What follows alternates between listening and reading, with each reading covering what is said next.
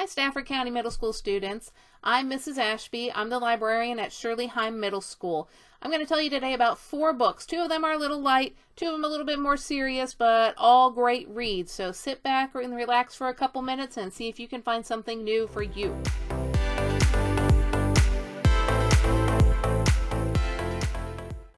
All right, so our first book is called 23 Minutes, and it's by Vivian Vande.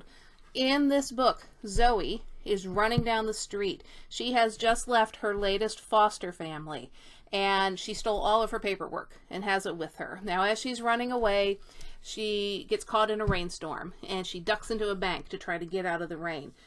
Unfortunately, if you're a teenager, adults don't always like you in a bank. So she knows this, and she knows she'll be thrown out if she doesn't do something to look like she's supposed to be there.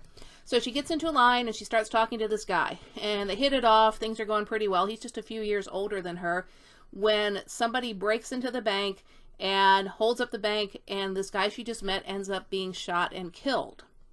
So Zoe has this ability that she doesn't know where it came from, but if she says the words playback, then she automatically jumps back in time 23 minutes, and she can try that whole 23 minutes all over again. So if you knew that there was going to be a bank robbery, then what would you try and do to change what happened? I know a lot of you out there are saying, I would call the police, because that's what I would do first. So she tries that. She goes back in time 23 minutes. She calls the police. Unfortunately, that goes even worse than it did the first time. So she tries it again. She can do playback 10 times before that's it. If you do it 10 times and then you don't get it right on the 10th time, that's what's going to happen. That's the end of that situation. So she keeps trying, and she has to try to, for instance, meet this guy before he goes to the bank.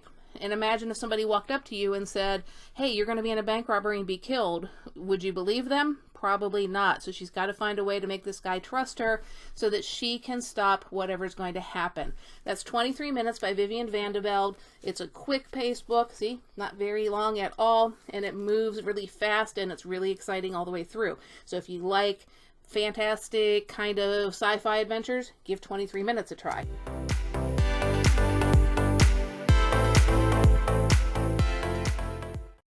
I love fairy tales. If you do too, you're really going to love A Tale Dark and Grim. Now, the author of this book starts out by saying, once upon a time, fairy tales were dark and grim and awesome, which is true. They used to be so great. In fact, original fairy tales were told with dark, gruesome, scary details. People got their feet cut off, and the 3 little pigs all got eaten, but it got changed because parents decided that those were kind of scary things for kids, and they didn't want their kids to be exposed to those scary things, so they changed what the fairy tales were and made it so that now the 3 little pigs run to each other's houses and they're safe there. This author, Adam Gidwitz, he takes the original fairy tales and he includes all of their dark and gruesome parts. So like in Cinderella, for instance, to fit into the shoe, the wicked stepsisters, they cut off their toes and cut off their heels and did things like that. He takes Hansel and Gretel, our 2 main characters, and he weaves them into a big long story with all these other fairy tales in it. So there's the actual Hansel and Gretel story, but there's other fairy tales too. Now, it's dark and grim for sure, but it's also really funny because Adam Gidwitz has a way of putting in all kinds of humor. So even if you think that you don't really like scary books, you're probably going to like this. It's a great story, lots of folk tales, lots of fairy tales, all the original ones. Give it a try.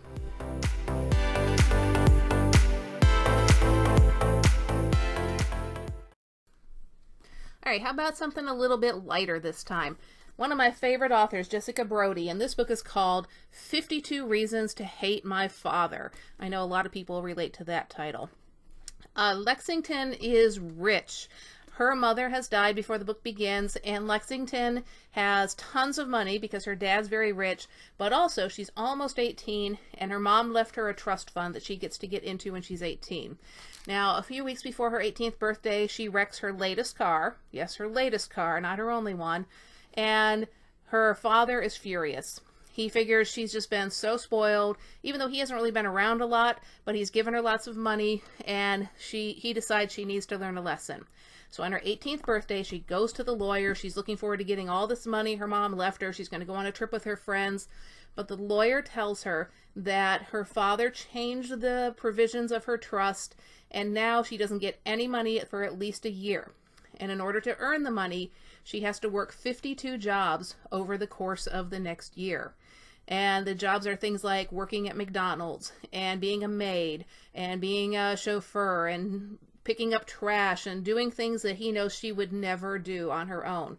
So she has all of these jobs, one a week, and she has somebody watching over her to make sure she does them. And if she doesn't do them, then no money for her. So she sets off on this adventure of 52 jobs for the week, 52 reasons to hate her father.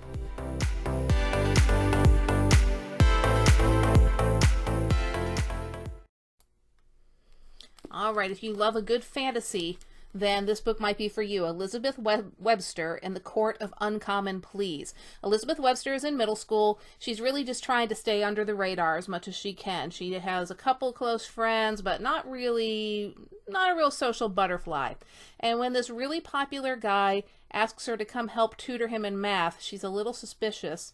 But she goes to his house, and it turns out it's not math he needs help with. He is being haunted by a ghost. The ghost can see Elizabeth, and she can see the ghost, and she talks to the ghost, and she finds out that this ghost wants help. But the ghost also likes this guy that she's helping out, likes Henry. So Elizabeth gets called into her grandfather's office. Now, Elizabeth's dad has been gone for a long time, pretty much all her life, and her mom hasn't really said much of anything about him. Her grandfather tells her that her family is a long history of being lawyers, which she understands that. But they don't just represent regular cases, they represent people who are dead. So a lot of people, a lot of ghosts, a lot of demons have been sentenced to the afterlife, sentenced to the underworld. Their job is to protect these people and help plead their cases so that maybe they don't spend their life in hell. Maybe they get to go on to a better place. So Elizabeth finds out that she is now part of this family legacy, and she is expected to plead for the life of this ghost who is haunting her friend. But there are a lot of demons and a lot of other people or creatures that don't want her to succeed. So is she going to take on the family legacy or go back to her regular under-the-radar life? That is Elizabeth Webster and the Court of Uncommon Pleas. And that's it. Just 4 books this week to talk about.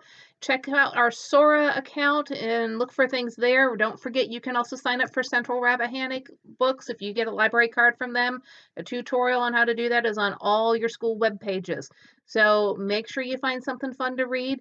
Keep in mind, we miss you. We wish we could be seeing you in our libraries, and we look forward to seeing you as soon as we're able to. Have a great week.